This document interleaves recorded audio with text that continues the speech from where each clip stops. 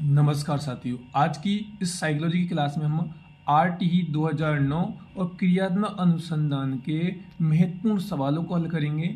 ये सभी सवाल पिछली भर्ती परीक्षाओं में आए हुए हैं। तो पहला सवाल स्क्रीन पर आपके सामने है कि अनुसंधान जो सामाजिक समस्या से संबंधित होता है तथा विद्यालय की जनशक्ति के द्वारा विद्यालय के क्रियाकलापों के सुधार हेतु संचालित किया जाता है कहलाता है। और ये आरटीई रीट L2 2015 में आया हुआ सवाल है।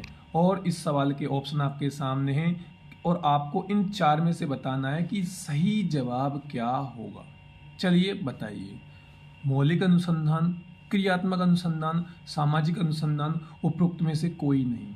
साथियों ध्यान दीजिए कि जितनी भी सामाजिक समस्याएं हैं या फिर विद्यालय से जुड़ी हुई समस्याएं हैं, उन्हें हल करने में जो भी हम अनुसंधान करते हैं उसे हम बोलते हैं क्रियात्मक अनुसंधान। यानी विद्यालय की समस्याओं को हल करना क्रियात्मक अनुसंधान में यहाँ सही होता है, यानी सही उत्तर बी वाला यहाँ पर हो जाएगा। चलिए देखते हैं अगले सवाल को। दूसरा सवाल आ गया है, निम्नलिखित में से कौन सा अनुसंधान स्टीफेन कोरे से संबंधित है? आधारभूत अनुसंधान, व्यवहारिक अनुसंधान, वैज्ञानिक अनुसंधान, क्रियात्मक अनुसंधान। साथियों ये रीट लेवल 1 में आया हुआ सवाल है और स्टीफन कोरे से संबंधित अनुसंधान है क्रियात्मक अनुसंधान, यानी इसका सही जवाब डी वाला ऑप्शन होगा। चलिए देखते हैं अगला सवाल। अगला सवाल स्क्रीन पर है, क्रियात्मक अनुसंधान के महत्व के बारे में निम्न में से कौन सा कथन सही नहीं है? यानी हमें यह बताना है कि क्रियात्मक अनुसंधान में जो कथन सही नहीं है उसका हमें यहाँ पर जवाब देना है कि उपभोक्ता ही अनुसंधान करता होता है, समस्याओं का हल शीघ्रता से प्राप्त होता है और समस्याओं का हल अभ्यास से में ले जाया जाता है और मूल्यांकन नहीं किया जाता। ये बात बिल्कुल गलत है। देखिए इसमें क्या होता है, अनुसंधान ये इसमें स्वयं ही करते हैं हल, समस्याएं भी जल्दी हल हो जाती हैं, परंतु ये ऐसा मूल्यांकन वगैरह नहीं होता है। ये सब बात गलत है। यानी इस सवाल का जो सही जवाब रहेगा वो सी वाला ऑप्शन बिल्कुल यहाँ पर सही होता है। चलिए देखते हैं हम अगले सवाल को। ये अगला सवाल आपका स्क्रीन पर आ गया है। टेट लेवल सेकंड 2011 का सवाल है। नवीन खोज, भाई क्रियात्मक अनुसंधान का उद्देश्य है नवीन खोज, शैक्षिक परिस्थितियों के व्यवहार विज्ञान का विकास, विद्यालय तथा कक्षा की शैक्षिक कार्य प्रणाली में सुधार लाना, इनमें से सभी।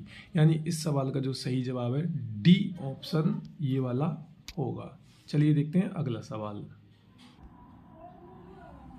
अगला सवाल स्क्रीन पर आपके ये आ चुका है। ये देखिए, क्रियात्मक अनुसंधान के संबंध में निम्न में से कौन सा कथन सही नहीं है?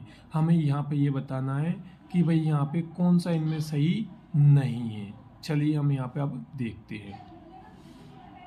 यह अध्यापकों एवं शिक्षा व्यवसाय से जुड़े लोगों के लिए किया जाता है, ये बात बिल्कुल सही है। यह किसी विशिष्ट समस्या के समाधान के लिए किया जाता है। व्यापक स्तर पर निर्णय लेने के लिए सूचना संकलन का कार्य इसमें किया जाता है। स्थानीय स्तर पर रोजमर्रा की समस्याओं का समाधान करने के लिए ये किया जाता है। तो इस समस्या का हल देखिए क्या होता है कि ये व्यापक स्तर के लिए नहीं होता। क्या है, ये व्यापक स्तर के लिए नहीं होता और हमें यही छांटना है कि ये सही नहीं है। यानी इस सवाल का जो सही जवाब रहेगा वो सी वाला ऑप्शन यहाँ पर बिल्कुल सही हो जाता है। चलिए देखते हैं हम अब अगला सवाल। छठा सवाल आरटी 2009 का सवाल है। वही 2000 किस आयु समूह के बालकों के लिए है ये? यानी जो आरटी 2009 है वो 6 से 14 वर्ष के बालकों के लिए होता है। ये तो आप सभी साथियों को पता है और रीट L1 2021 का ये सवाल है। चलिए देखते हैं हम अगला सवाल। साथियों ये सभी सवाल बहुत ही महत्वपूर्ण हैं। अगर आपने एक भी मिस किया तो आप बहुत कुछ नुकसान आपका हो जाएगा। चलिए देखते हैं अगला सवाल। बालकों का मुक्त एवं अनिवार्य शिक्षा का अधिकार 2009 में निम्न में से किस पर ध्यान नहीं दिया गया है? तो आपको इसके बारे में चलिए बता देते हैं। ये टेट लेवल सेकंड 2021 का सवाल है। अध्यापकों को प्रशिक्षण की सुविधा प्रदान करना, घुमंतु बालकों के प्रवेश सुनिश्चित करना, एकेडमिक कैलेंडर निर्धारित करना, 14 वर्ष के पश्चात शिक्षा, ये बिल्कुल यहाँ पर गलत जवाब रहेगा। यानी सही उत्तर हमारा यही है क्योंकि गलत वाला ही पूछा है। चलिए देखते हैं अगला सवाल। अगला सवाल आ गया है, बालकों का मुक्त एवं अनिवार्य शिक्षा का अधिकार 2009 देश में लागू हुआ। तो देश में पूछा है, राजस्थान में नहीं पूछा, इसलिए यहाँ पर जो सही जवाब होगा वो 1 अप्रैल 2010, ये बिल्कुल यहाँ पर सही जवाब होगा। चलिए देखते हैं अगला सवाल।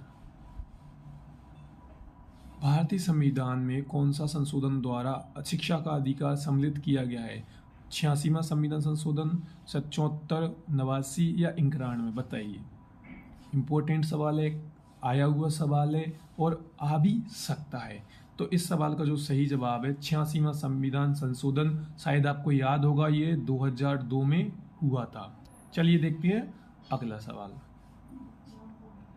शिक्षा का अधिकार अधिनियम 2009 में निर्दिष्ट किया गया है कि कक्षा 1 से कक्षा 5 तक यदि प्रवेश दिए गए विद्यार्थियों की संख्या 2 से अधिक है तो विद्यार्थी अध्यापक अनुपात क्या होगा? 200 से, तो विद्यार्थी अनुपात क्या होगा? बताइए साथियों। ये रीट आर्ट 8L1 2011 का ये देखिए सवाल है। तो यहाँ पर इस सवाल का जो सही जवाब है वो 40 यहाँ पर रखा गया है। चलिए देखते हैं अगला सवाल। अब देखिए RTE 2009 के अनुसार प्राथमिक विद्यालयों के लिए विद्यार्थी अनुपात होना चाहिए। अब वहाँ पे वो जो ऊपर वाला सवाल था उसमें बच्चों की संख्या बताई थी, जबकि यहाँ पर बच्चों की संख्या नहीं बताई है। और R8L1 2021 में जो बोर्ड ने सही माना है वो है 30:1। ध्यान दीजिएगा, 30:1 बोर्ड के द्वारा माना गया था। और जबकि जो ऊपर वाला सवाल है उसमें बच्चों की संख्या 200 से ज़्यादा होने पर अनुपात पूछा गया है। ध्यान रखिएगा इस तरह के सवालों में। चलिए देखते हैं अगला सवाल। RT एक्ट 2009 के अनुसार शिक्षक हेतु प्रति सप्ताह कार्य घंटे हैं। बताइए 40, 42, 48, 45? तो ये नहीं है, ये भी नहीं है, ये भी नहीं है। सही जवाब 45 घंटे, सी वाला ऑप्शन होगा। चलिए देखते हैं अगला सवाल। क्रियात्मक अनुसंधान मौलिक अनुसंधान से भिन्न है क्योंकि यह अध्यापकों, शैक्षिक प्रबंधकों एवं प्रशासकों द्वारा किया जाता है। इसका यहाँ पर जो सही जवाब है यही होगा और ये R8L1 2012 का सवाल है। चलिए हम देखते हैं अगला सवाल। निम्न में से कौन सी समस्या क्रियात्मक अनुसंधान के लिए उपयुक्त नहीं है? यानी क्रियात्मक अनुसंधान में जिस समस्या का हल नहीं किया जाता वो हिंदी में 5वीं कक्षा के विद्यार्थियों का लेख सुधार करना, यानी विद्यालय वाली समस्या है, ये तो सही है। 7वीं में तो ये भी जो भी आ रहा है 7वीं वाला ये भी बिल्कुल सही है क्योंकि ये भी विद्यालय की है। परंपरागत विधि से कंप्यूटर आधारित साहित्य अनुदेशन का प्रभाव, ये तो सही नहीं है। भूगोल के अधिगम में एटलस एवं ग्लोब का प्रयोग करना, ये विद्यालय वाली है। यानी इस सवाल का जो सही जवाब है सी वाला ऑप्शन यहाँ पर रहेगा क्योंकि यह हमारे विद्यालय से जुड़ी हुई समस्या नहीं है। तो सही जवाब सी।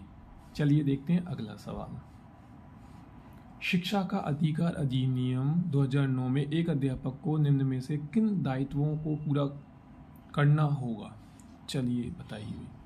विद्यालय में नियमित रूप से समय पर उपस्थित होना, पाठ्यक्रम का संचालन पूरा करना होगा, संपूर्ण पाठ्यक्रम निर्धारित समय पर पूरा करना होगा। ये R8L2 2011 का सवाल है और आपको पता है कि विद्यालय की जितनी भी समस्याएं होती हैं, विद्यालय के जितने भी रूल होते हैं उनको फॉलो करना ही क्रियात्मक अनुसंधान में आएगा। यानी ये तीनों बात सही हैं। और चौथे ऑप्शन में जो यहाँ पर लिखा है इनमें से सभी, तो इनमें से सभी यहाँ पर सही उत्तर डी वाला यहाँ पर हो जाता है। क्लास अच्छी लगी है अपने साथियों को शेयर ज़रूर करिएगा। मैं रोज़ाना आपके लिए बहुत ही बेहतरीन क्लास, बहुत ही इंपॉर्टेंट प्रश्न जो पिछली परीक्षाओं में आए हुए हैं उन्हें ही आपके लिए लाता हूं। तो वीडियो को लाइक शेयर करना ना भूलें। धन्यवाद।